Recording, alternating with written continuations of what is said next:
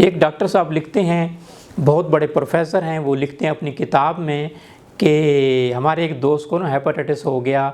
वजह उसकी ये थी कि उसको विटामिन की कमी थी और विटामिन बी के इंजेक्शन जो है उसने कंप्यूटर से लगवाए। ठीक 2 माह बाद जो है हेपेटाइटिस शिद्दत इख्तियार कर गया और पेशाब का और पखाने का रंग जो है वो तब्दील हो गया, दिल पर बोझ रहने लगा और हल्का हल्का बुखार भी रहने लगा।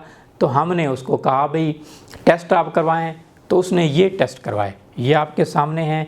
फिर उन्होंने तजवीज़ किया ख़ुद से कि जौ का पानी इस्तेमाल करें, शहद इस्तेमाल करें, देसी मुर्गी शोरबे वाली खाएं, बारबेक्यू वाली खाएं, तरबूज इस्तेमाल करें, खरबूजा इस्तेमाल करें, संतरा इस्तेमाल करें, अनार का इस्तेमाल करें। सारी अल्लाह की नेमतें उन्होंने बताई और 1 हफ़्ते बाद उनकी रिपोर्ट फिर ये आई, यानी बिलीरुबिन की तादाद भी कम थी और SGPT जो बढ़ा हुआ था वो भी कम हो गया और चेहरे और जिस्मानी तौर पर भी लग रहा था।